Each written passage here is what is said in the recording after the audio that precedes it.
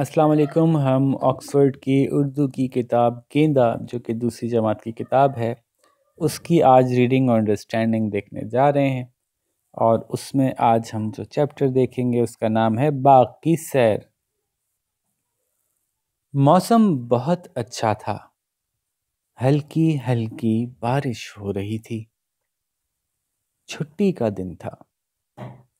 अली ने अब्बू से कहा, अब्बू कहीं सैर करने चलते हैं। सारा ने भी कहा, जी अब्बू बहुत मज़ा आएगा। अब्बू बोले, मैं तो आज आराम करूंगा। अली जिद करने लगा तो अब्बू ने कहा, अच्छा शाम को चलेंगे। तो यहाँ पे हमने क्या देखा कि दो बच्चे सारा और अली अपने अब्बू से बाहर घूमने जाने की जिद कर रहे थे और अब्बू ने फिर उनसे कहा कि शाम को चलेंगे। आगे बढ़ते हैं। असर के बाद चाय और कुछ खाने का सामान लेकर सब बाग में गए। ये लोग चाय कैसे लेकर गए होंगे? किस चीज़ में लेकर गए होंगे? यकीनन चाय तो थर्मस में ही जाएगी। और कुछ खाने के सामान में क्या क्या हो सकता है आपके ख्याल से? ज़रा डिस्कस तो कीजिए। खाने के सामान में बिस्किट हो सकते हैं, चिप्स हो सकते हैं और मज़े मज़े की चीज़ें।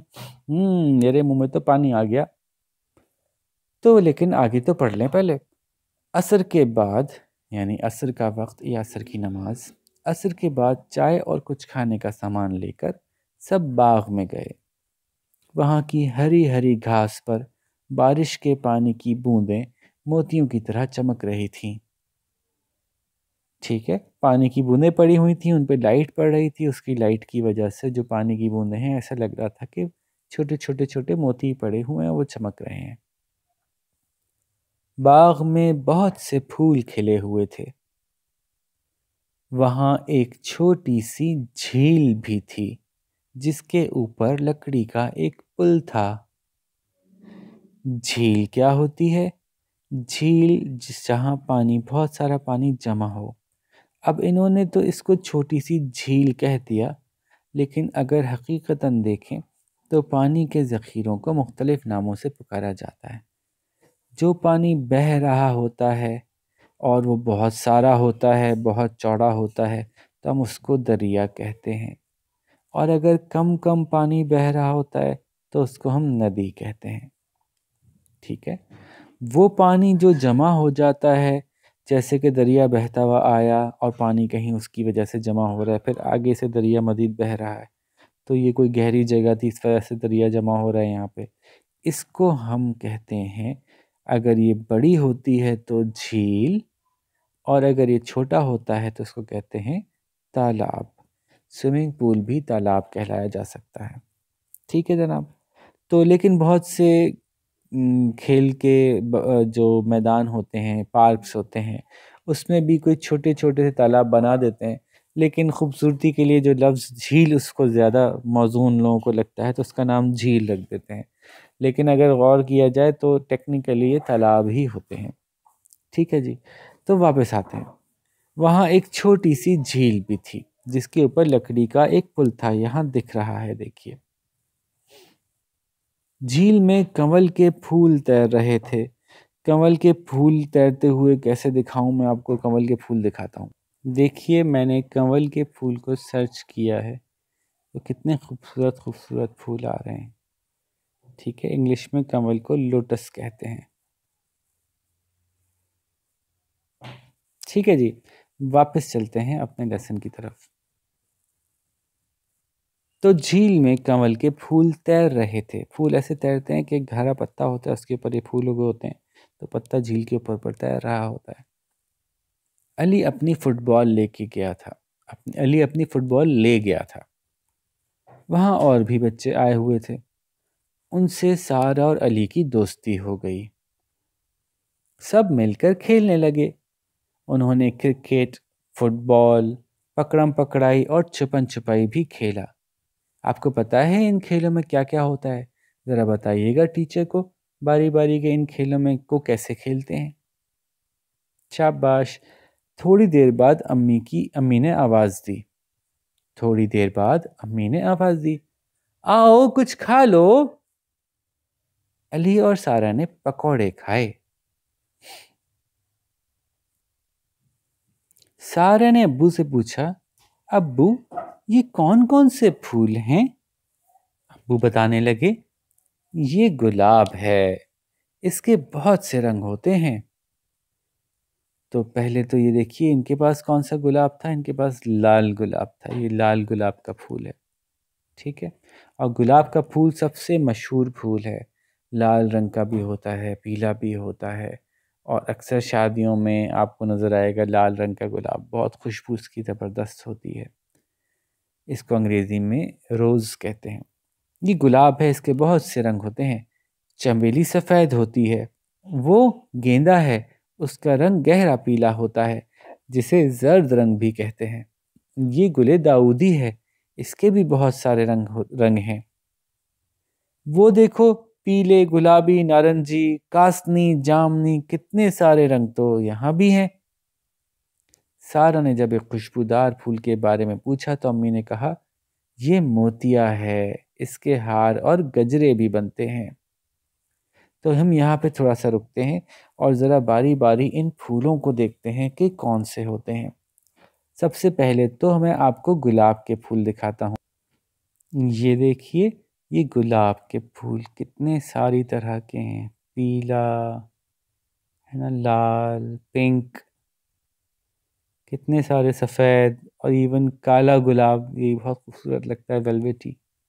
ठीक है, गुलाब की बहुत सी किस्में हैं। देखिए ये चंबेली, जिसको कि आप जैस्मिन भी कहते हैं, ये भी एक खुशबूदार फूल होता है। बहुत प्यारी सी खुशबू आती है इसकी। ये पाकिस्तान का नेशनल फ्लावर भी है। ये वाइट होता है। ये देखिए, ये गेंदा है, इसको इंग्लिश में मैरीगोल्ड कहते हैं।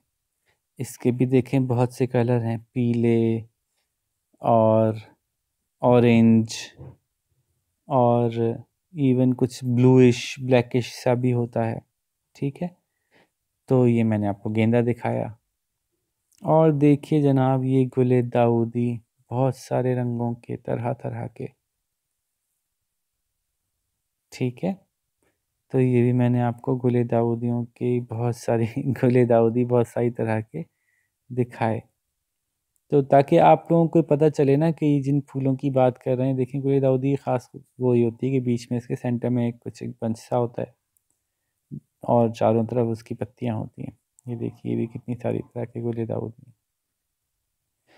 ठीक है जी, तो अब इसको ज़रा दोबारा पढ़ते हैं तो आपको समझ में आएगा कि ये गुलाब है, इसके बहुत से रंग होते हैं।